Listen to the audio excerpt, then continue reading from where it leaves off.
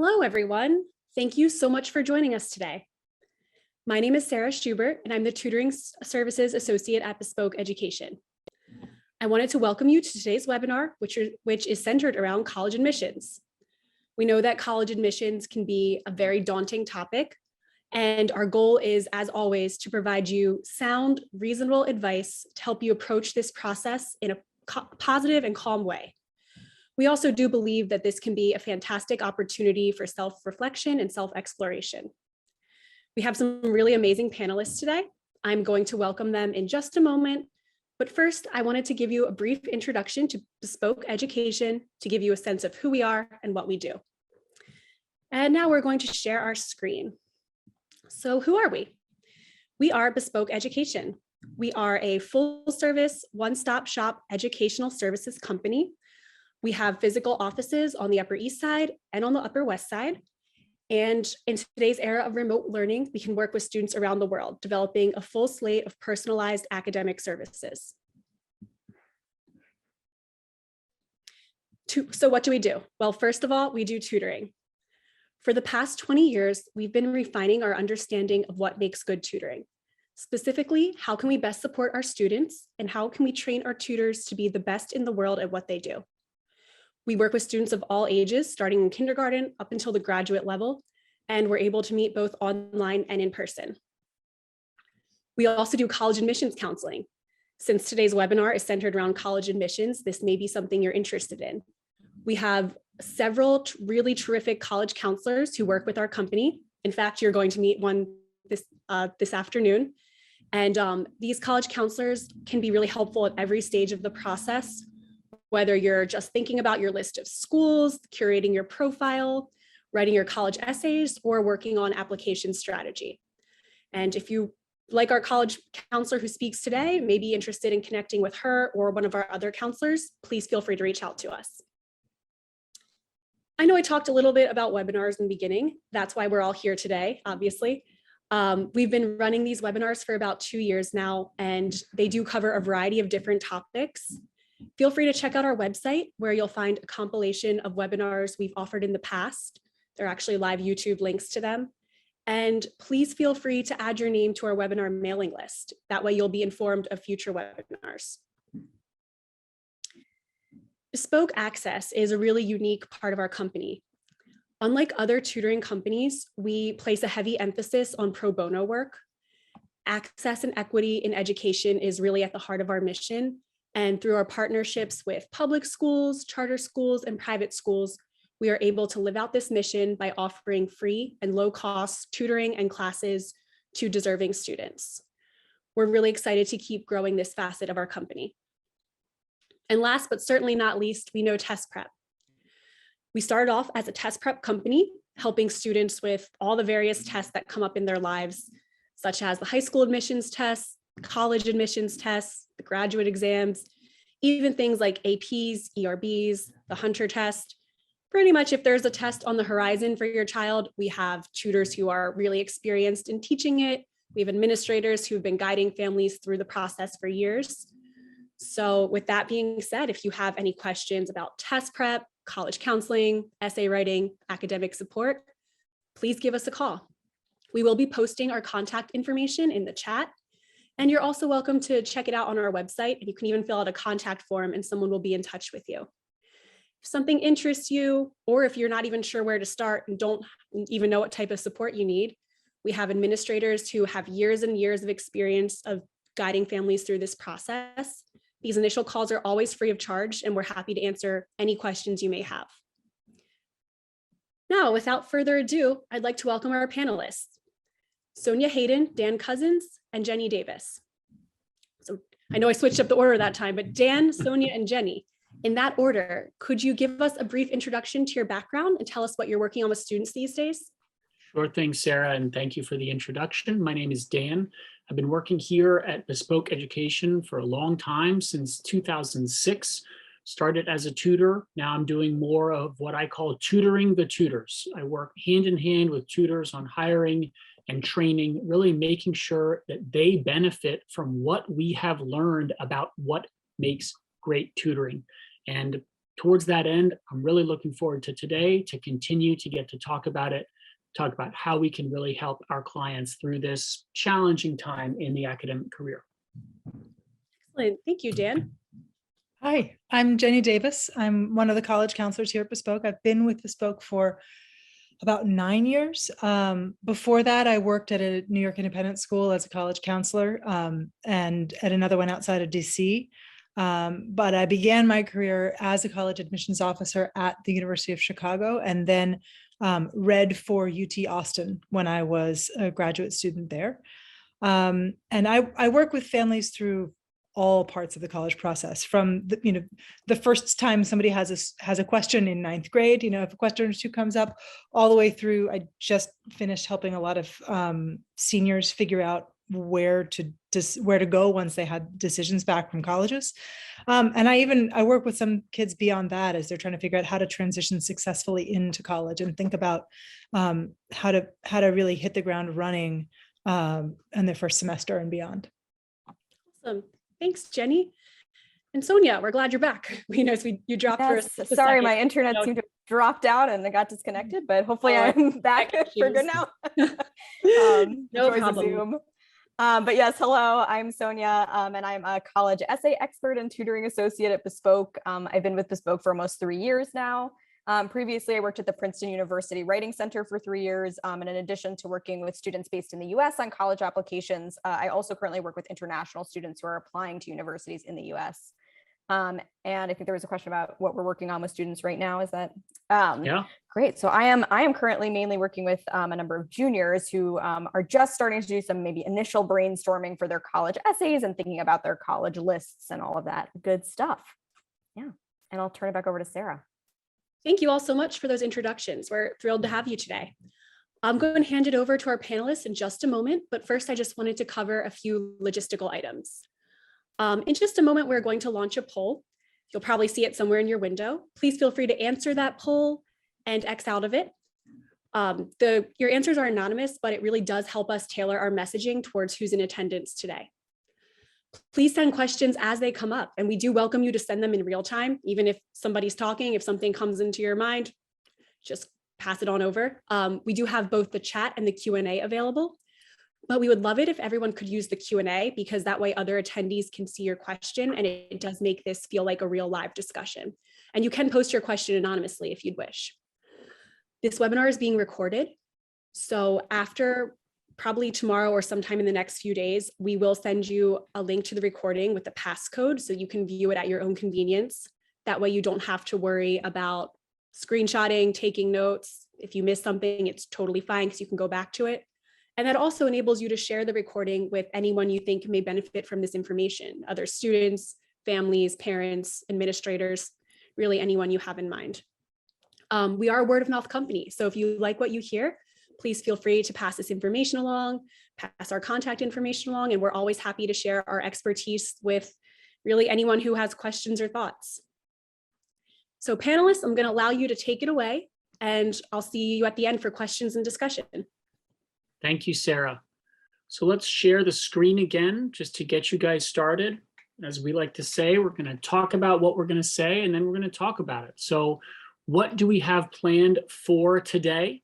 First, we're going to talk about the goals of the college process, both the goals of the students and the families as we see it, and then also our goals as advisors and practitioners in this area. Second, we're going to talk about what you need for your application. It's a laundry list, but it's really good to get a sense of what are those specifics as we go through. And then lastly, we're going to talk about timelines. Basically, what you need to be thinking about in 9th and 10th grade, in junior fall, junior spring, that next summer, so on and so forth. So we've got a lot to talk about. As Sarah said, please put your questions in as they come up. And as we speak, we'll try to find a way to weave them in. And then there'll also be some time set aside at the end for questions. So let's go for it. Goals of the college process. It is worth taking a moment at this time to talk about our philosophy as a company, because there are many people offering this kind of support and this kind of advice in New York City and beyond. it's worthwhile just telegraphing where we're coming from. There's a lot of language out there that views the college process as a battle. The acceptances are to be won or to be grabbed or to be fought for, or you're competing with your peers for acceptance. And our feeling is that we really want to reject that language and that whole metaphor for thinking about the college process. Basically, you're going to be doing it for a while. You're going to be talking about this, thinking about it, working with your student or working with your parents or working with other professionals on these questions for a long time. And if that entire time is based in language and a thought model of competition, of win and lose, it's really just not a great way to spend potentially a year or more of your life. So that's where we're coming from. When we're working with our students, I'm going to put this to Jenny and Sonia. When you sit down with families to start, how do you talk about the goals that you're going to work towards together in those relationships? Jenny, do you want to start us off? Absolutely. Well, the quote that you've put up here is one that's really important to me. This idea of college as a place. At college it's the process is it's about finding the right match, not about winning a prize. To me, the question is not, where can I get in?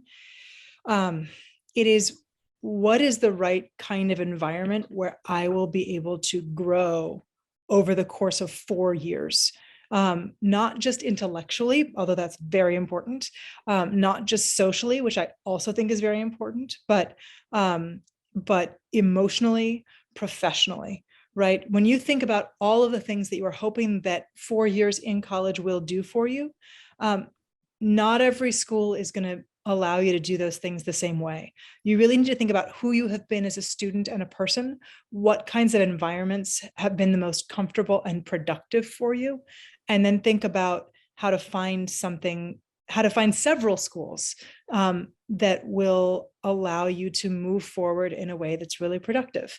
For some people, that's a small school. For some, it's an enormous school. Whatever people need, it's very, very different and tailored from student to student in terms of where they're going to do their best work and grow into the best version of themselves. And the reason that I've been at this as long as I have is because I think that question of how to help students become the best version of themselves is really exciting and challenging. And so, that's what I'm in it for. And that's what I like to help families do. Yeah, and I think for me, in terms of also thinking about the essays, I think sometimes students come in and they may be very concerned at the beginning about, what do colleges want me to say in my essays? And I always try to shift the conversation over to, it's not what they want you to say is actually for you to talk about what's genuinely meaningful to you. What are the things that you're passionate about? What do you value? What kind of person are you? How have you grown over time into the person you are today? So it's really thinking about those key aspects of who you are as a person and as a student. And it really is about authenticity. And that's what they're looking for. They want to get to know you truly as a person as best they can through an application. So that's really what I talk about with students in terms of essays as well. Yeah. And this idea of match is so important. For those of you who've been to college, for those of us who've been to college, we can all report there were students at those schools who were not good matches, students who didn't figure out what they wanted to be doing at the school, who were unhappy, who flunked out or who transferred. And I can report personally that even at Harvard, the top named schools in the land, that same exact thing was true. So always thinking not just about what the world knows about the school that you're looking at, but what do you know about it? And what does it say to speak to you? So let's keep on going. Talked about where we're coming from and how we help our students and our families forward.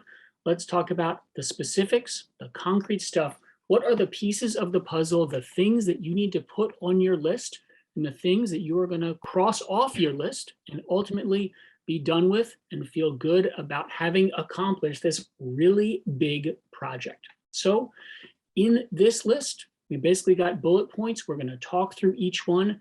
They are roughly in order of importance, so that's a good model to keep in mind.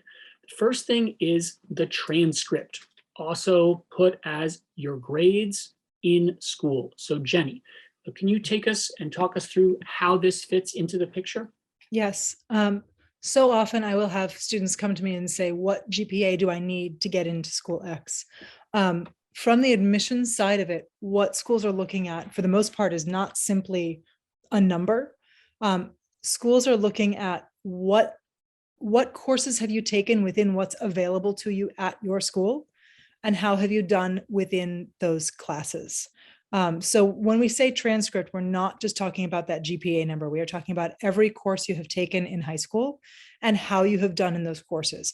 A couple of caveats on that. I know we have mostly 11th graders in the room and then a few 10th graders. Obviously, by the time you've gotten to the end of 11th grade, you have chosen most of the classes you can take. You only have senior year ahead. For the 10th graders, there's a little bit more time. Water under the bridge is water under the bridge. Hopefully you've done as well as you can. Ideally, you've done pretty well throughout high school. These had been a couple of interesting years for a lot of kids where there might have been more rockiness in a transcript than there might have been otherwise. There are places in the application to talk about that. I would say one thing to know is that universities really do look at each high school individually in terms of what is offered, right? If you go to school with only AP classes, you're not going to be held accountable for not taking IB courses. If you go to a school where there are no AP or IBs offered, that's fine. The universities will know that.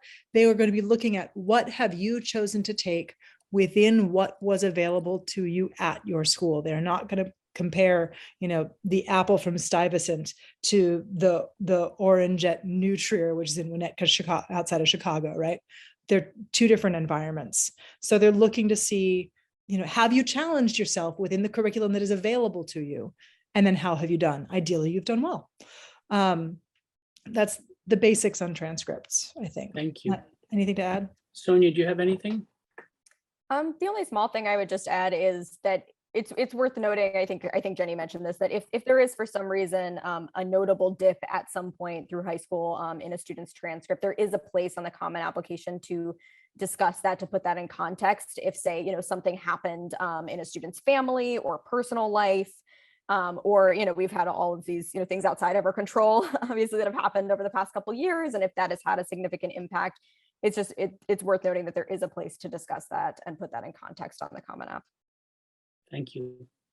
I'm going to talk through the SAT and the ACT, or the standardized tests, but only briefly because we have a webinar that's dedicated to these two tests and talks about their place in the college application. Just a couple things here. There's a lot of talk lately about test optional schools, and will schools go more test optional, or will they go test blind, or will they follow the lead of MIT and re-embrace tests being required? There's a lot that's up in the air. I'd say first call us, because we're keeping a very current eye on that, so we can give you some of our latest advice.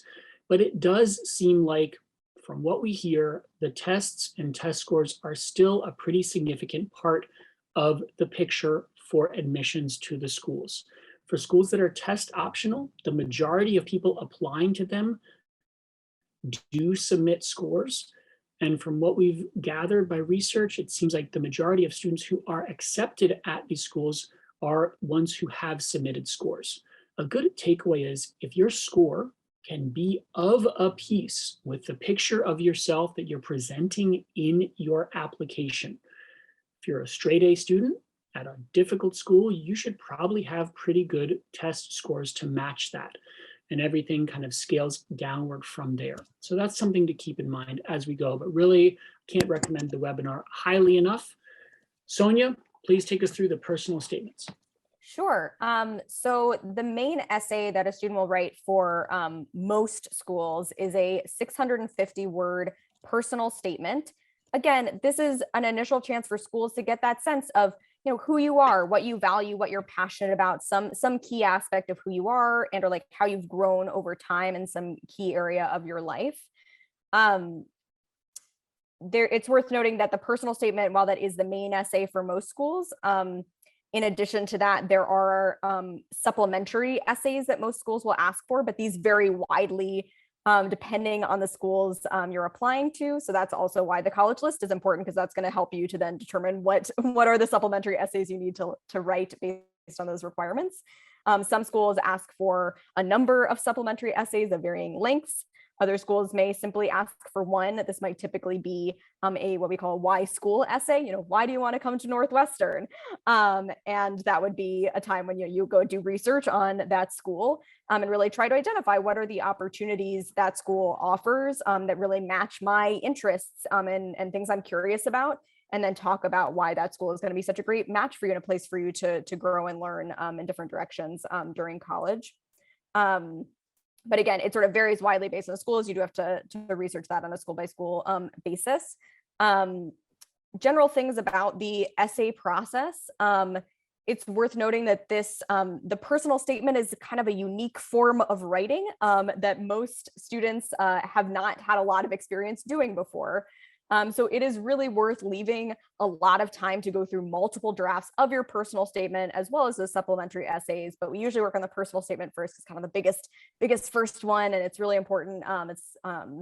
So we want to be sure that we leave enough time to go through multiple drafts of that essay, and to also leave time not just to write the essay, but also how to learn how to write this type of essay, and to read examples and talk about them, etc. There is a lot more revision that happens on those essays than students might come in expecting. Even if a student, feels like they're really strong in writing. I think I felt that way when I was in high school, but I went through so many drafts of my essays before submitting them. So it's worth keeping that in mind. The other general note is that I think sometimes students come in, especially early in the process, feeling like they want to try to cram everything about themselves and who they are into this one essay.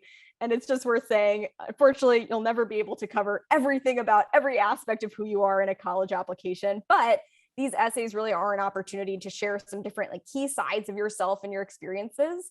So I'm always encouraging students to think about what do you feel like are the key aspects of who you are? What are the things you are really passionate about, that you feel really curious about?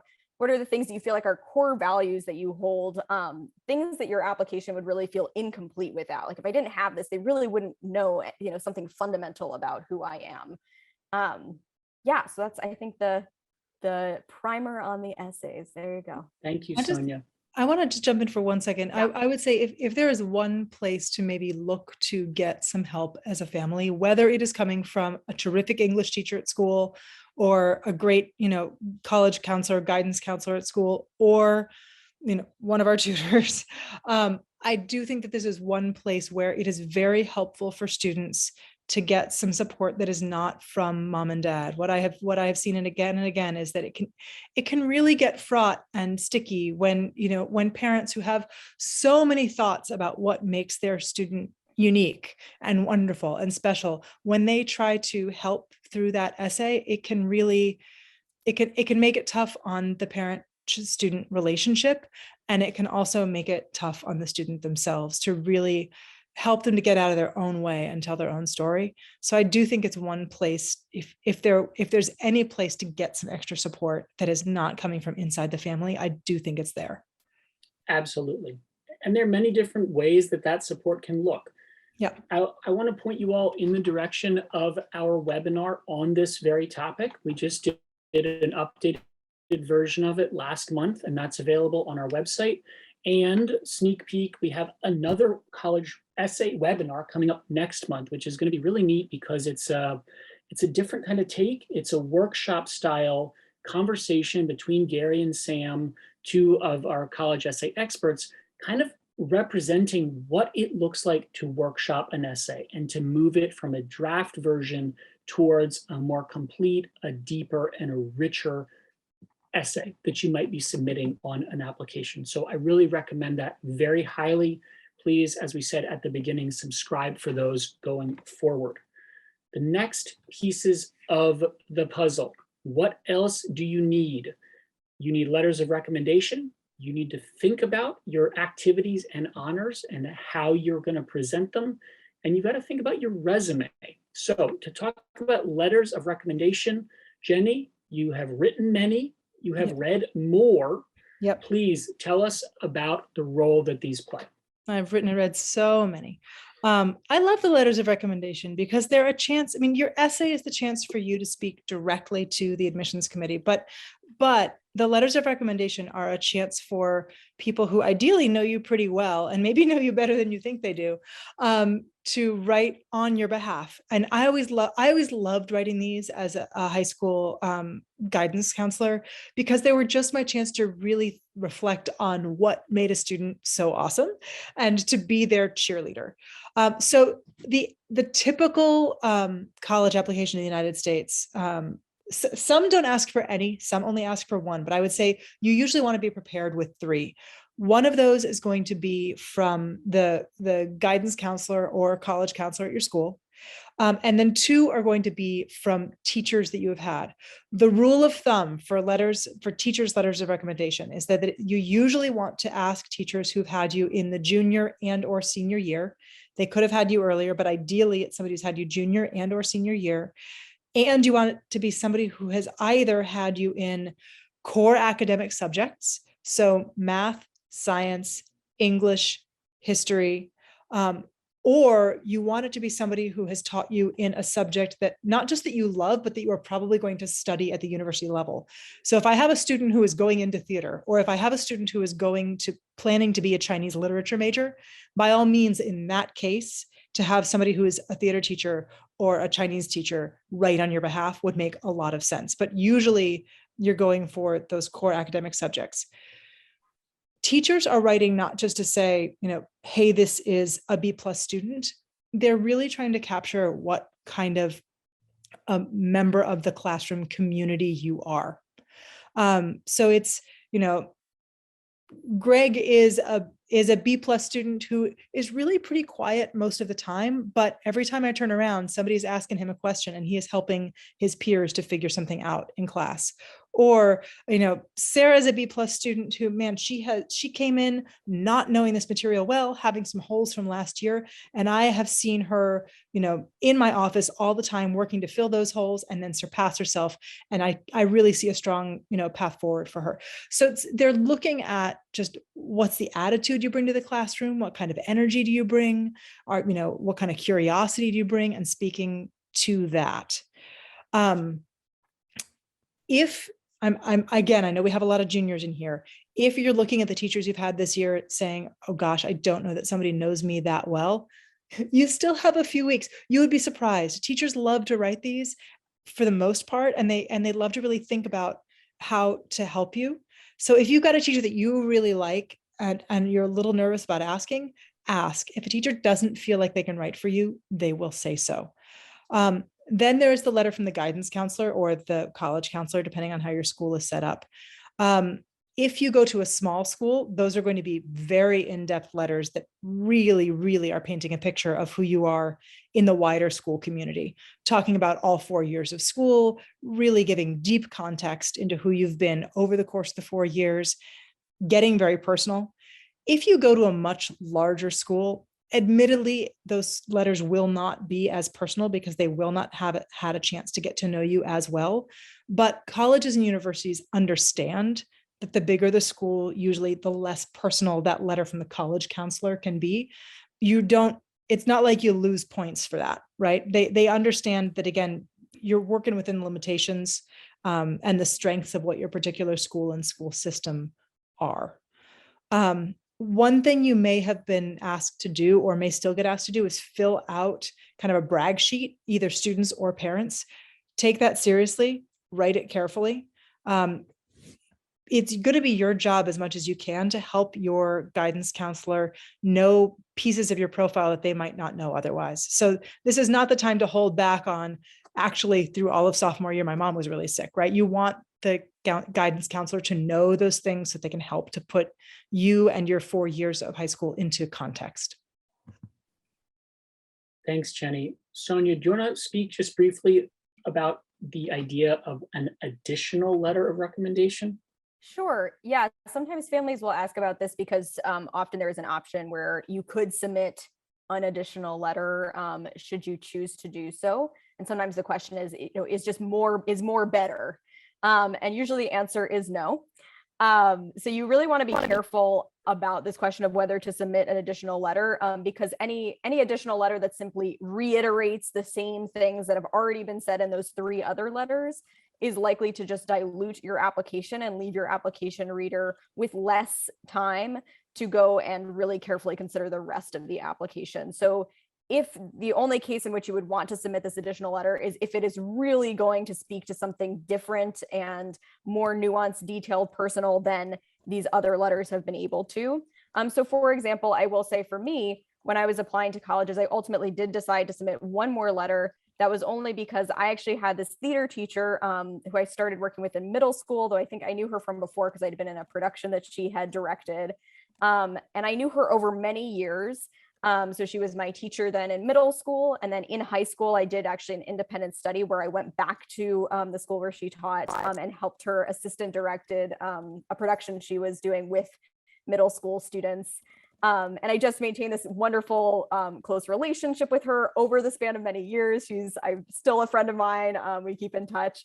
She's an amazing person. And so she was somebody who had really seen my growth over time. Plus, I was somebody with an interest in theater, so she was able to speak to that. And she was able to write this letter full of incredibly specific anecdotes and just such like a glowing, personal, detailed letter that really none of my other teachers could have just, knew me in that, way over so many years.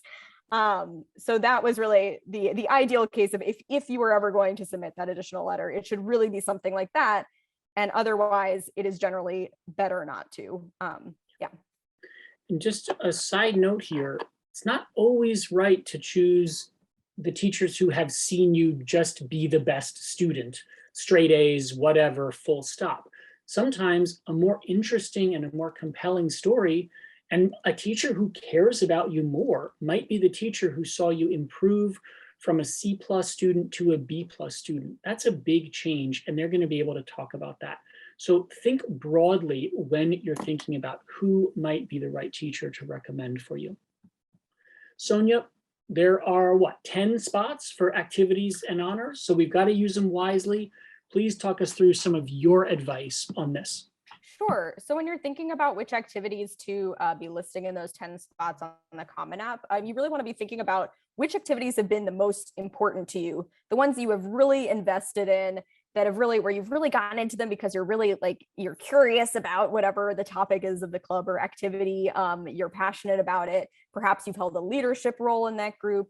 Maybe there's been a longer term investment in an activity. So as you're thinking about which ones to include and the order in which to list them, it really is, again, about what you've been invested in. This is not, maybe the first one you want to list is not like if you joined the Spanish club 2 months ago and have met with them once a week, probably not the one you want to be emphasizing. It's really, but if you've been involved in the swim team for 10 years, great, talk about that. This is a great place to highlight that. Yeah, Jenny, I imagine you might also have some thoughts on this.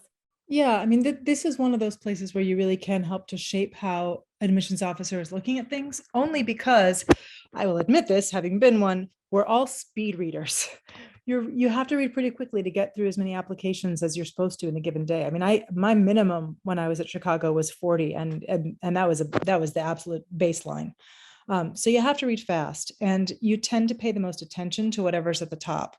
So, sometimes it's the thing you've been doing the longest, but it's also, if it's the thing that you are the most interested in, that you're like, look, you do not know me unless you know how important this activity is to me, that's really what you want to put first. Now, the good thing is, and we're about to get to this, those 10 spots are not the only place to talk about things that are of interest to you. Sometimes the supplemental essays are asking you to talk about it in extracurricular. There is that additional information that we mentioned. There's a spot for additional information on the application itself. And then there's the resume, which not every school allows you to do, but many or most do. And Dan, I know you've got things to say about the resume. Yeah. So the resume's there, as Jenny said, check the school, see whether they're going to ask for it. But it's a really good place to put all the other stuff. Really think of activities and honors as your essay, as a kind of pride of place position. You want to put the things there that the reader should focus on. The essay is a deep dive into one or maybe two pieces of who you are. It's more about how you have interacted with that and thought about it. So the resume is the place for the laundry list. We've got a great webinar on it. Please check it out because you can add some shape and some nuance to it, but it's really well addressed in that webinar. So please go there for more information. There are a last few pieces of the puzzle that we can talk through briefly. There's an optional portfolio. Sonia, do you want to grab that? And then Jenny, just talk us through the personal information in the interviews. Sure. Yeah, I'll just highlight this briefly because it is usually optional unless you are applying very specifically to an art school or something like that where a portfolio might be required. But typically this is a place on the application where if you are a student who, for example, has a really strong interest in visual arts or any other aspect of the arts, or has done some significant science research project, this might be the place where you want to highlight that and showcase it in an art portfolio or a research portfolio. However, again, this would really be if this is, a real passion of yours that you have really, been investing in, that you really feel proud of, that you really feel like is going to add to your application. And again, it's not required. So if it's not the case that it's something that you've really invested in that you feel like is really going to add to your application, you may not want to submit something. In terms of general personal information, this is actually something where, so officially the Common App doesn't go live until August 1st, but you could literally, after this seminar, log into the Common Application, start a profile, and fill out most of the general information on the Common App, which would then leave you only the essays and the activities really to fill out. It takes about an hour to fill out almost everything else because it's really basic stuff. It's what's your home address? What's the name of your high school? Do you have siblings? How old are they? Where are they in school? Do you have parents? Do they live together? If not, where do they live? It's all really simple information. Schools do care about it because it can tell them useful things.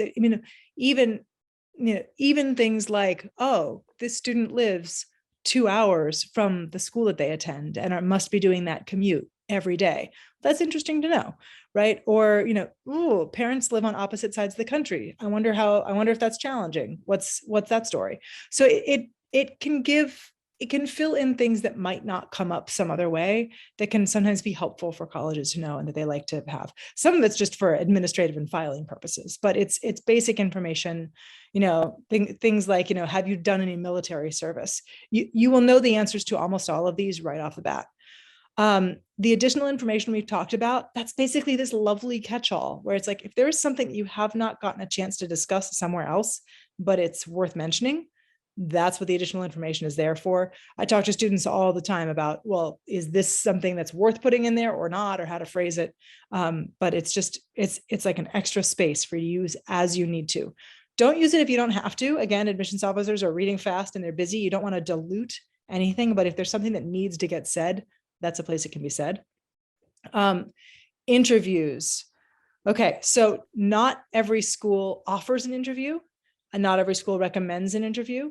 In the days pre-COVID, most interviews happened either on campus or at your local Starbucks with an alumni or a member of the admissions staff who was swinging through town.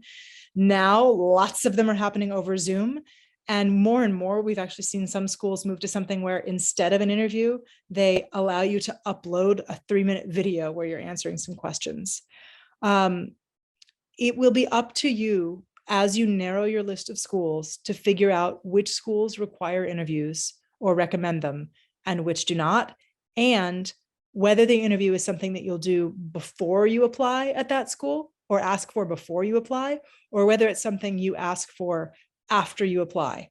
That varies from school to school. So this is just a heads up for those of you taking notes. Watch the interviews. Keep an eye on the interviews and the interview requirements. My other just piece of advice or word to the wise: it is better not to sign up for an interview on your first visit to go see a school. If you're like, oh, hey, next weekend we're going to swing down to Bryn Mawr, let's just schedule the interview for while we're there. Very rarely is that how a student gives their best interview. They've barely managed to assimilate the information that they got from a tour. They don't necessarily know what they think yet. They haven't had a chance usually to even figure out if they're excited or why they're excited about a school. It is better to either do a return trip to a school to interview, or request a Zoom interview, or do it later once you've had time to really think through your relationship to the school and to prepare. So I have a lot of families where it's like, well, let's just get it done. Slow down and wait and do those interviews a little bit later in this process. Almost universally, students interview better starting in like the second half of the summer between junior and senior year or afterward. And the ones who do it beforehand tend to put themselves at a disadvantage instead of an advantage. Thank you, Jenny. One place where you can be proactive is the field of interview prep. Yes. Sonia, can you talk about this briefly? Sure. Yeah, I do a lot of mock interviews with different students. It's really, really great. And I would highly recommend that a student do at least one mock interview with somebody who's not their parent and who can really just give them that practice and what it is like to answer questions on the spot. And also to answer things like, why do you want to come to this school, and have to talk through that in specifics. The first time the student does that should ideally not be when they are literally in their real interview for the school. So I would really recommend that. And I do that a lot with students and usually try to get students in for, 2 or 3 of those with different people, one with me and one with a couple of other people as well. That's a service we're glad to provide here. Yeah. All right, so that's the pieces of the puzzle, the things that you've got on your list. Next, we're going to talk about timelines. Are we late? Are we behind? What are we missing? What are we forgetting? These are constant questions. So what we're going to frame this as is sort of what you can and shouldn't be thinking about at different points in the process. So I'm going to talk us through 9th and 10th grade quickly. The basics here are actually pretty boring. It's the stuff your parents or teachers have been saying for a long time, to work hard and develop good habits.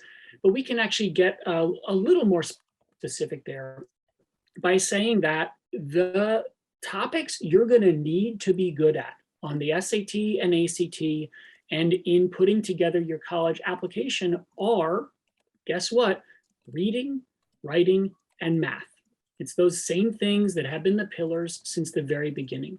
So if in 10th grade and 9th grade, you are identifying a gap or a deficit, an opportunity for improvement in one of those topics, now is the time to start to work on it, whether that's with an outside class or an outside tutor, where you go to the office hours with that teacher and talk to them and ask for help. That is really key. I will say, from years of working with students on test prep, one of the things that is the hardest to improve in the limited time span of test prep is reading comprehension. Take 3 months, become a better reader. That is a very big project. But if you can start laying the groundwork, the foundation of being a stronger reader in 9th grade, just reading something, even if it's graphic novels, there's some great ones there, there's some complex ones there, but reading something, start processing words at a slightly higher level or higher volume than you have been, and that's really going to help. Test prep should begin in spring of 10th grade. If you start much earlier than that, there's a real risk of burnout. You're going to be doing the same thing for the next year and a half, and that can be daunting. And you reach several plateaus, and each additional plateau that you reach is more disheartening. So starting that not much earlier than spring of 10th grade is about the right way to go. And lastly, put in the work on yourself. It sounds very holistic and a little bit cheesy, but we really mean it. 9th and 10th grade are a great time for experimentation, to take the class that you think you might be interested in, that you're curious about, and start to ask yourself, what do I really like? Because as we've seen from what you need when you're applying to college, having a clearer internal sense of what I like, what I have pursued, and what I've learned about myself in that pursuit is really helpful. On to junior fall. Next slide. When you guys are working with students, you start to work with them around that time. What are you telling them? What are you placing as the highlights or the focuses? So, and this is something that I know that at least some of the folks who are here are heading into, and then for some of you, it's like, well, that ship has sailed. But I will say, I laugh because junior fall is inevitably when I have parents starting to say to me, we're so behind. And it's because there are always 3 friends who spent the entire summer visiting college campuses, which does not mean that their kids were ready to visit college campuses or were interested, but that's what they were doing. For me, junior fall is more than anything, it is super important that students continue to focus on grades and study habits. At almost every school, this is where the academics really take a big bump up in terms of challenge. If you have not nailed study habits to this point, it's so important that you do. One of the best ways to do that is by being in close contact with your teachers. There's a bonus to that. These are the same teachers you're then going to be asking for letters of recommendation. And if they see you darkening their doorstep and coming in to get help and saying, I thought I knew how to study for math, but I'm less sure, help, they are going to be in such a better position to write you a glowing letter of recommendation later. So so really getting to know your teachers and asking them for what you need will pay massive dividends, both in terms of solidifying your study habits and in terms of those letters of recommendation down the road. I think those things are really important. I know you'll talk about test prep and mock testing in a second, but in terms of the exploration and reflection, this is sometimes when I start to have students think about, well, have you liked the classes where you've gotten to talk a lot? Would you rather, sit quietly and listen? Do you like classes where, you're really engaged in building things and working in groups? Great. There are schools where that is most of what you will do. So starting to think about what is really working for you in high school, socially, academically, in terms of the way you like to work. And then beginning to think about, well, might there be colleges out there that we can have you at least go, do a tour of and see if they feel like a good match for the kind of thinker that you're growing into. So those are usually in the junior year. Those are the conversations I'm having the most often in the fall. Thank you. For test prep and mock testing, it's pretty straightforward. There are a few juniors who decide that they want to take the test the fall of their junior year and succeed at that time in getting the score that they want. But I will say they are few and far between. And if your school is telling you broadly that you've got to have your score by then, it's just not true. And so please don't feel like you're falling behind if you don't have the score that you want at that time. Most juniors are aiming to take the test in the spring or early summer of their junior year. So that is a standard thing. To aim for the fall just doesn't make sense. But you should be preparing for the tests during this time. It takes time to get used to them. It takes time to know what's on them, to learn the things that you need to learn. So part of your junior fall should be planning on incorporating the test prep study into your other obligations. Sonia, do you have anything to add on junior fall? Yeah, I think on this note of exploration and self-reflection, this is also a good time for students to be thinking about their activities, as we talked about before a little bit. If a student is currently involved in 20 different activities, this might be the time to think about, okay, but which of those things do I really feel engaged by, really committed to? Let this be driven by your curiosity and your passions. And so that might be a good time to focus in and hone in a little more on some key activities. If you are a student who is not involved in that many activities, this might be a good time to think about, okay, like what am I curious about? What might I want to explore more? Is there some activity I could join that would allow me to do that? And also don't forget to look beyond the walls of your school as well. There are often many great things that, are clubs through the school, but are there also things in the community that you might be interested in? I know some of that has been more challenging over the last couple of years with COVID, but it's just worth thinking about that as well. And especially as things open up, to me, it's always like, if you're living in New York City and schools see that, they are looking to see, what have you done? I mean, you're living in one of the greatest educational incubators in the world, right? Anything you might want to do is out there somehow. anything you might want to get involved in. So have you taken that step beyond the safe harbor of school to get involved in things? I think especially for kids in the New York metro area, it really, especially now that things are opening up again, I think that it's critical to think about what might be out there. Thank you. A few other things for junior fall. It is a good time for more college visits because you're starting to get a better sense of what kinds of things you're interested in. And also for athletes, this is one case where with the standardized tests, frequently coaches at schools, if you're in the world of athletic recruitment for college, coaches are frequently looking for a test score, even if it's not your final test score. They want to have one from their potential recruits, usually from their junior fall, so they can get a sense of how they're going to plan their team and the acceptances that they are petitioning the admissions office for. Moving on to junior spring.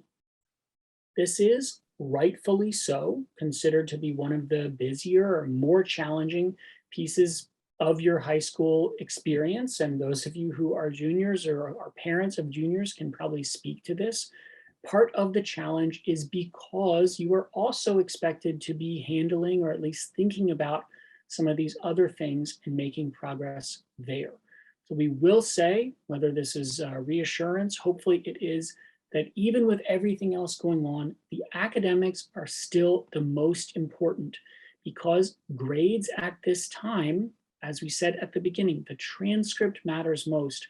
So keeping the grades up or keeping them improving if possible in junior spring are a key. And everything else takes a back seat, plays second fiddle to that. So Jenny, what do you talk with students about when you're getting into this phase of the life cycle?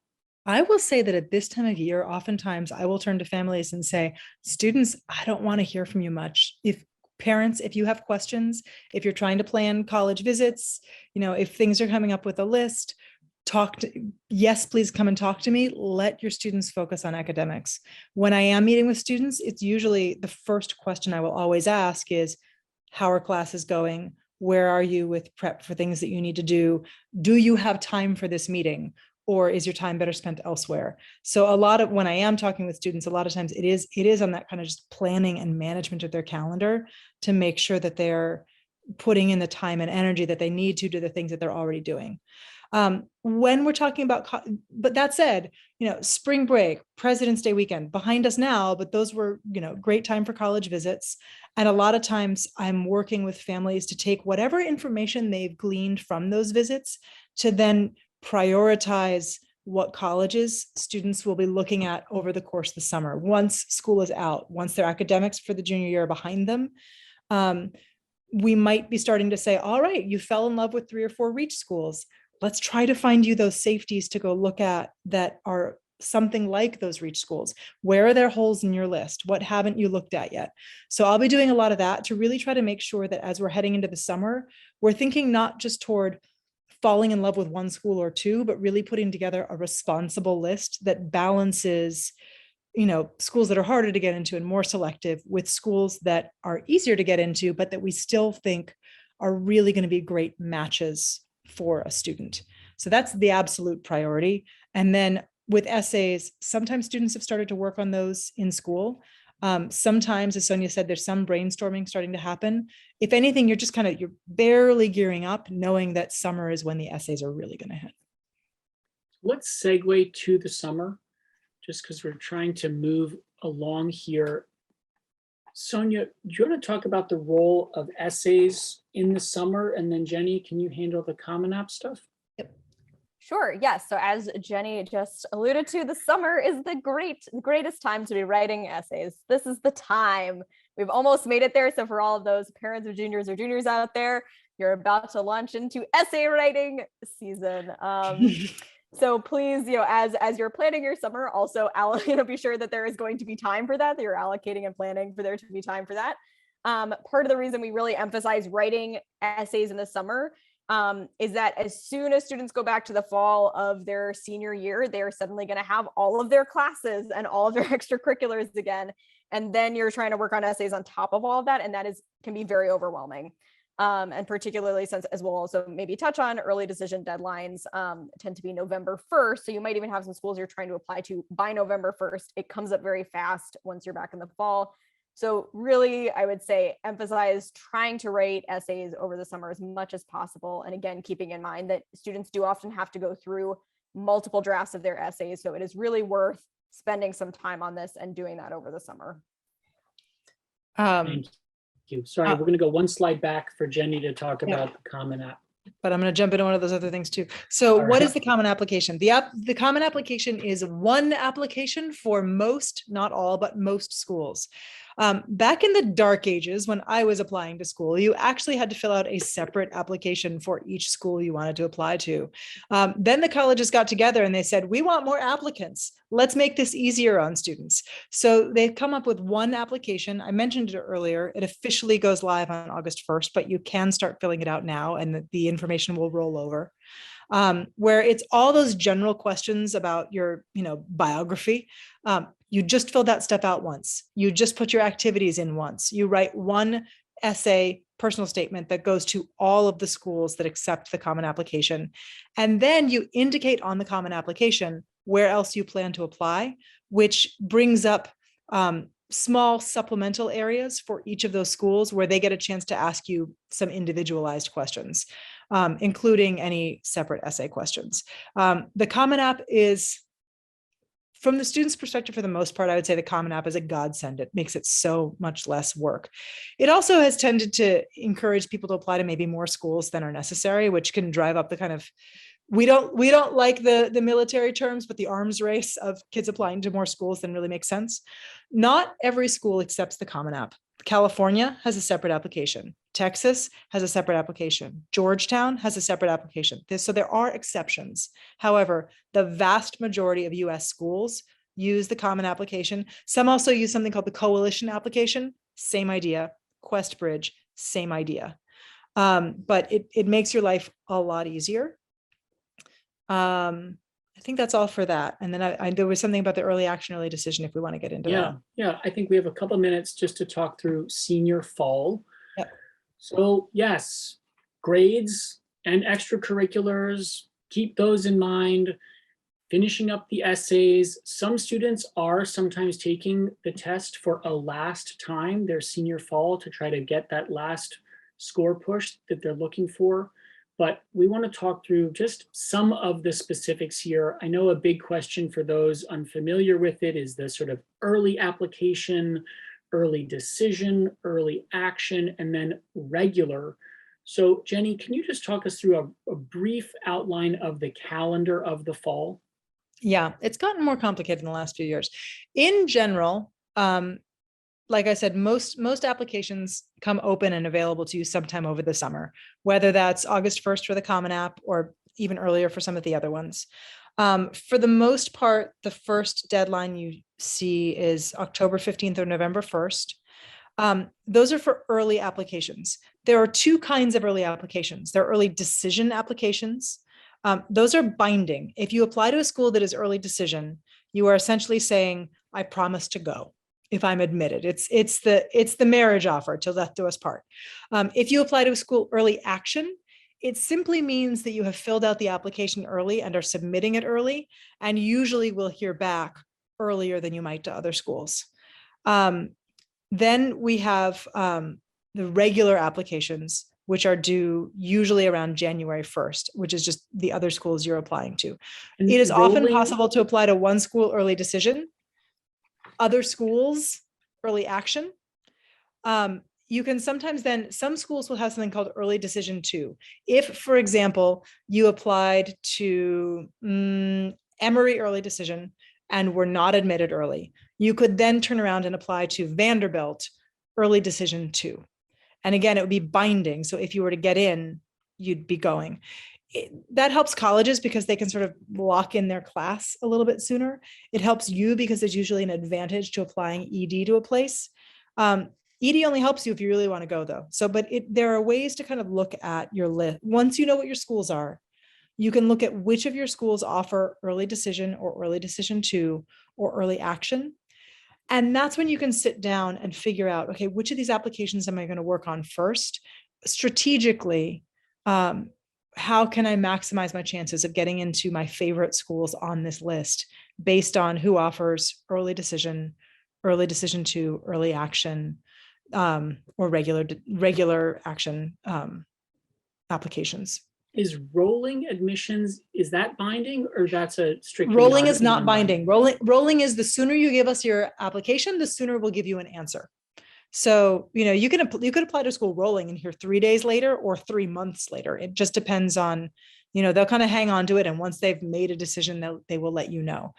There are fewer schools that go rolling, but gosh, I love the rolling schools because, it is really nice. Not every student can do this. It's really nice if you can to apply to at least a couple of schools where you'll get information before the new year. That said, you have to write all of your essays, all of those supplemental essays, oftentimes before you hear back from your early schools. To do otherwise just leaves you nowhere near enough time to write whatever essays remain. Sonia, can you speak a little bit about that with sort of a final word of wisdom on timing out the calendar for the fall? Yes, one of the biggest things I tell families and students is don't put all your eggs in one basket. I cannot emphasize that enough. The hard thing about the timeline is that even if you apply somewhere early decision, early action, typically that's due around November 1st, but often you don't hear back from those schools until around December 15th. And then that leaves you with approximately 2 weeks until most schools have their regular decision deadline around January 1st. That is not enough time to put in the kind of work you want to be to write really excellent essays for those regular decision schools. So unfortunately, that means even if you are planning to apply somewhere early decision or early action, you still really need to have all of your essays prepared and finalized for all schools you are planning to apply to. Even if you're going to hear back, in theory first from that early decision school. And you can imagine too, you can also think about, psychologically, if a student has really pinned all their hopes on one school and then the outcome is not what they hoped, they are not feeling great. And then on top of that, if they have not written all their essays for their other schools, they're having to try to write them through feeling upset. And it's just not a good situation for anyone. So do not be that student. So don't put all your eggs in one basket. It is so hard. I mean, it's never easy to hear no from schools, and inevitably some students do. And even if you have the work done, you're still usually going back to finalize things. But, my nightmare story is the one student I had one year who put all of her eggs in one basket. And I spent 13 hours with her on New Year's Eve doing nothing but write. That was rough. Never again. No, it is definitely wise, and it helps with whatever the fallout of the situation might be. We're about at time. We've had a couple of questions answered in the Q&A. I think we can wrap it up there unless anything else comes through. So I just want to say, Jenny and Sonia, thank you so much for your contributions, for your wisdom, for your anecdotes. It's really helpful. And it means a lot to me that you're here to share with us. A recording. Yes, there is a recording. We're going to be sending that out probably tomorrow or maybe the next day, but very promptly. And please, just in some words of closing, please spread the word. If you like this webinar, you can share the recording with friends or family who you think might benefit from us. We've got more of these posted on our website. We'll probably have this one posted sometime pretty soon. And again, the calls are free. So please do call us. We have 20 years or more of training and experience. I recently convened a group of tutors and we added up our years of tutoring experience. It was more than 200. It was kind of awesome.